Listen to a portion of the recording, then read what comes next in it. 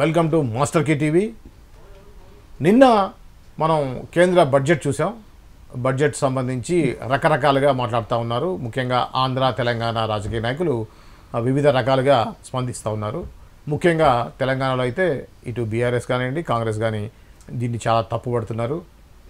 తెలంగాణకి మొండి చేయి చూపించారు అని చెప్పి అంటున్నారు.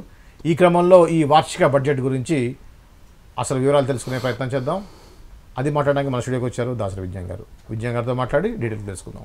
విజయన్ గారు, ఏంటండి ఈ బడ్జెట్ సంబంధించి అసలు చాలా ఇదిగా మొత్తం తెలంగాణకి మొండి చేయి చూపించారు. ఇదేనా బీజేపీ 8 సీట్లు గెలిపిస్తే ఇట్లనే ఉంటుంది అని చెప్పేసి బీఆర్ఎస్ అంటాం. సో ఒక పక్కన కాంగ్రెస్ కూడా విమర్శించడం. దీన్ని మనం ఏ విధంగా చూడాలి? రాజకీయంగా చూడాలా, లేకపోతే ఈ ఒక కేంద్ర బడ్జెట్ని మనం అటు ఆంధ్రాకి బాగా ఇచ్చారని, ఆంధ్రాకి మంచిగా ఇచ్చారు ఎందుకంటే అక్కడ ఆ ప్రభుత్వం ఏదైతే ఉందో తెలుగుదేశం కూటమి వచ్చింది కాబట్టి అక్కడికి బాగా ఇచ్చారు.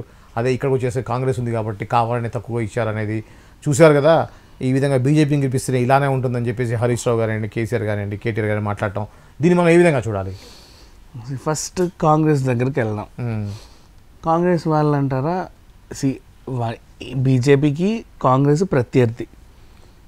వీళ్ళు గెలిచినప్పుడు వీళ్ళకి అనుకూలంగా చేసుకోవడం, వాళ్ళు గెలిచినప్పుడు వాళ్ళకు అనుకూలంగా చేసుకోవడం ఎప్పటి నుంచో మనకి ఎలక్షన్ మొదలైనప్పటి నుంచి ఇప్పటివరకు వస్తానే ఉంది. అది కామనే, పెద్ద విషయమేం కాదు. అండ్ నెక్స్ట్ అలా అని చెప్పి మరీ అన్యాయం అయితే ఏం చేయరు, ఇవ్వాల్సినంత ఇచ్చేస్తారు. నెక్స్ట్ ఇప్పుడు బీఆర్ఎస్ గురించి మాట్లాడుకుంటే 10 ఏళ్ళు నువ్వు ఏలేవు కదా రాజ్యాన్ని, ఏమి తీసావు? బడ్జెట్ ఏం తెచ్చిపెట్టావు? కేంద్రం ఏమి ఇవ్వట్లేదు అన్నావు. రాష్ట్రంలో అడ్డమైన ఇవన్నీ వ్యాపారాలు చేసి దందాలు చేసి ఏదో రకంగా రొటేషన్లు చేసావు, సరిపోయింది, నీకు ప్రాబ్లం ఏం లేదు. అండ్ నెక్స్ట్ మనకుండ 10 ఏళ్ళు పాలించినోడికి ఇంకిత జ్ఞానం ఇంత కూడా లేదు. ఏంటంటే ఇది జీవితకాలపు బడ్జెట్ కాదు, శాశ్వత బడ్జెట్ కాదు, వార్షిక బడ్జెట్. ఈ వార్షిక బడ్జెట్ కూడా ఇప్పుడు మధ్యంతరంగా వచ్చింది. ఎప్పుడు? ఈ జూలై ఆగస్టులో వచ్చింది. నెక్స్ట్ మళ్ళీ ఏప్రిల్ మార్చ్ అప్పుడు వస్తుంది. మా అయితే కొంచెం ఫిబ్రవరి ఎండింగ్లోనూ అట్లా కూడా పెడతారు. అంటే హార్డ్లీ ఒక 7-8 నెలల బడ్జెటే ఇది. 6 నెలల మహా అయితే 6 నెలల బడ్జెట్, అంటే 6 సంవత్సరం బడ్జెట్. ఓకే, అంతే. దీనికి కావాల్సినప్పుడు మళ్ళీ నెక్స్ట్ బడ్జెట్ ఎట్లా అప్పుడు ఉంది కదా, అప్పుడు సవరణలు చేద్దాం. ఇప్పుడు ఇమీడియట్గా ఎవరికి ఏమేమి అవసరాలు ఉన్నాయో ఇవి తీరుద్దాం, మిగతావి తర్వాత అని వాళ్ళు అనుకుంటారు. అండ్ నెక్స్ట్ ప్రతి రాష్ట్రానికి న్యాయం చేయాల్సిన అవసరం ఉంటుంది. అందరికి ఉంటాయి కష్టాలు, ఎవరికి ఉండవు?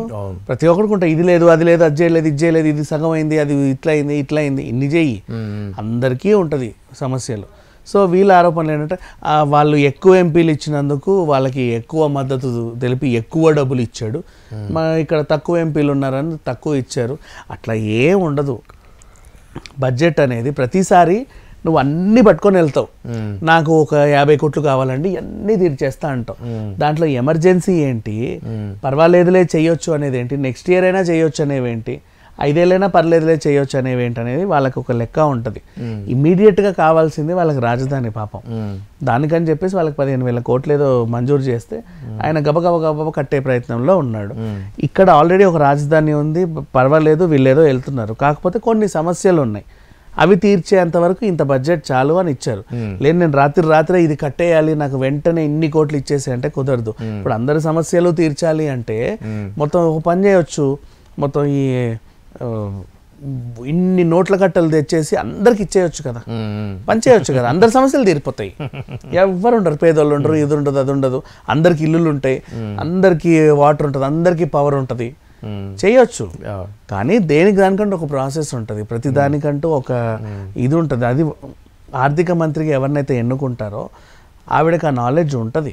ఆవిడకి ఏ నాలెడ్జ్ లేకుండా అక్కడ ఉండలా. ఏ నాలెడ్జ్ లేకుండా ముఖ్యమంత్రి అయింది నువ్వు, ఏ నాలెడ్జ్ లేకుండా నీ కుటుంబాన్ని ఇంత పోషించింది నువ్వు. రాష్ట్రం అంటే తెలియదు, బడ్జెట్ అంటే తెలియదు, సమస్యలు అంటే తెలియదు, ఏవీ తెలియదు. కానీ మీకు ఒకటే తెలుసు, దోచుకోవడం.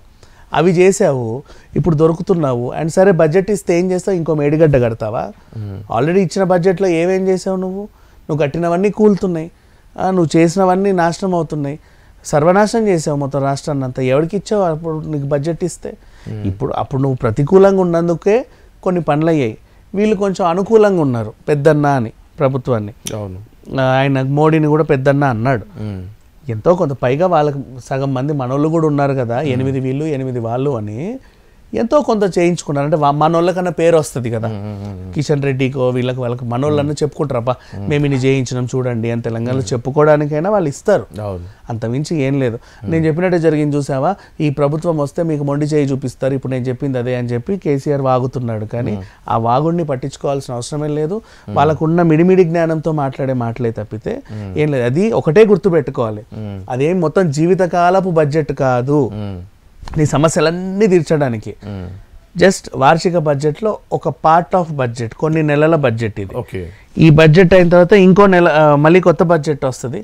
ఇప్పుడున్న సమస్యలన్నీ పెట్టు, ఇవి తీరకపోతే దాన్ని నెక్స్ట్కి యాడ్ చేసి ఇంకొన్ని సమస్యలు పెట్టు, అప్పుడు అది వస్తుంది. అప్పుడైనా సరే నీకు మొండి చెయ్యి చూపించి నిన్ను నీపై వివక్ష చూపిస్తే అప్పుడు పోరాడు. వచ్చారు కదా బడ్జెట్ పెట్టారు, మనం మార్నింగ్ బడ్జెట్ అంటాం, అందరు రెడీగా ఉండండి, వాళ్ళు ఏం చెప్పినా మనం ఖండించాలి, ఇదే మన డ్యూటీ ఇప్పుడు అని చెప్పేసి రాకూడదు. అలా మిడిమిడి జ్ఞానం జరిగింది అది. ఇది అండి నిన్న నిర్మలా సీతారామన్ గారు ప్రవేశపెట్టిన కేంద్ర బడ్జెట్ సంబంధించి వివరాలు. సో మరో అంశంతో మళ్ళీ కలుద్దాం. అంతవరకు చూస్తూనే ఉండండి Master Key TV. Master Key TV. Please like, share and subscribe Master Key TV.